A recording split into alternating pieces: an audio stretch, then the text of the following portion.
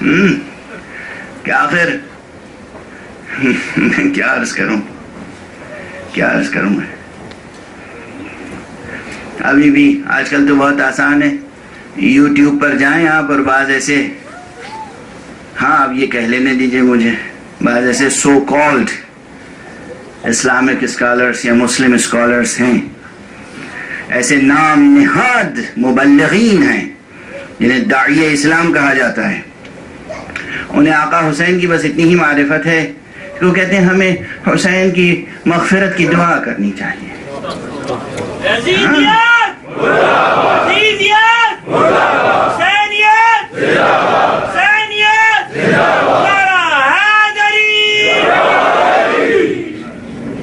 یہ جملے استعمال ہوتے ہیں، وہ تبلیغ کرتے ہیں، بظاہر اس پہ لکھا ہوتا ہے مقتل الامام الحسین، یعنی گویا امام حسین کا مقتل بیان کر رہے ہیں، آپ کی شہادت کا بیان کر رہے ہیں، لیکن وہ بیان اس طرح کرتے ہیں کہ تاریخ پڑھ لیجئے، حسین تنہا تھے، اپنے گھر کے چند لوگوں کو، خاندان کے چند لوگوں کو، چند دوستوں کو لے کر آ گئے. اس نکلنے کا کوئی جواز ہی نہیں تھا، اس لیے کہ ایک حاکم مقرر ہو چکا تھا، خلیفہ وقت کے خلاف نکلے تھے، خروج کیا تھا. یہ پرانے جملے نہیں ہیں، یہ دہرائے جا رہے ہیں مسلسل، یہ اب بھی مسلسل دہرائے جا رہے ہیں.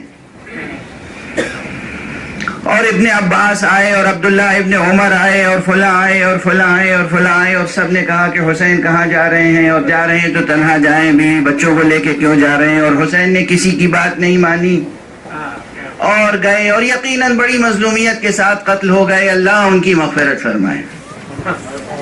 یہ حسین کے مقتل کو بیان کرنے کا انداز. آج 21ویں صدی میں جب میں کہتا ہوں کہ غیرت آنی چاہیے، شرم آنی چاہیے، آج تو تمہارے سروں پر یزید کی تلوار نہیں لٹک رہی ہے.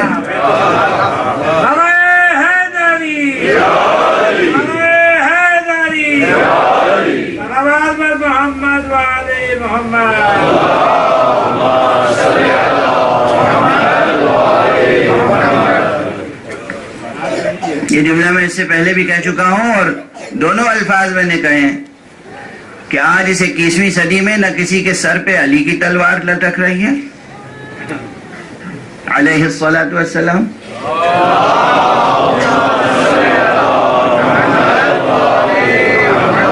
اور نہ کسی کے سر پر بنو امیہ کی تلوار لٹک رہی ہے. کم سے کم آزادی ضمیر کا ثبوت تو دیں.